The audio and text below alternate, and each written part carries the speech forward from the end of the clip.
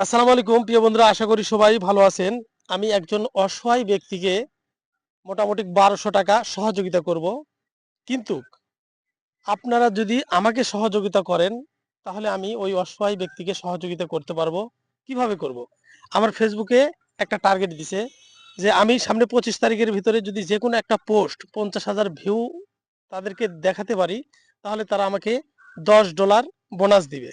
$১০ মোটামুটি ১২০০ টাকা।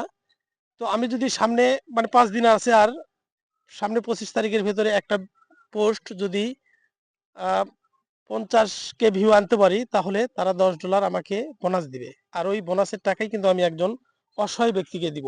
তাহলে এখানে আমার পকেট থেকে কিন্তু টাকা দেওয়া হলো না এবং আপনারাও কিন্তু টাকা দিলেন না।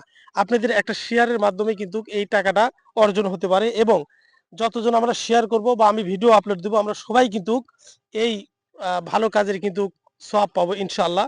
তো আপনারা যদি এই ভিডিও বেশি, বেশি করে শেয়ার করে দেন আর ৫০K ভিউ যদি হয় আর আমি যদি এই $১০ পেয়ে যাই, আমি বলে দিচ্ছি যে আল্লাহর কসম আমি কিন্তু এই ১২০০ টাকা একজন অসহায় ব্যক্তিকে সহযোগিতা করব এবং সেটাও ভিডিও বানিয়ে আপনাদেরকে দিব।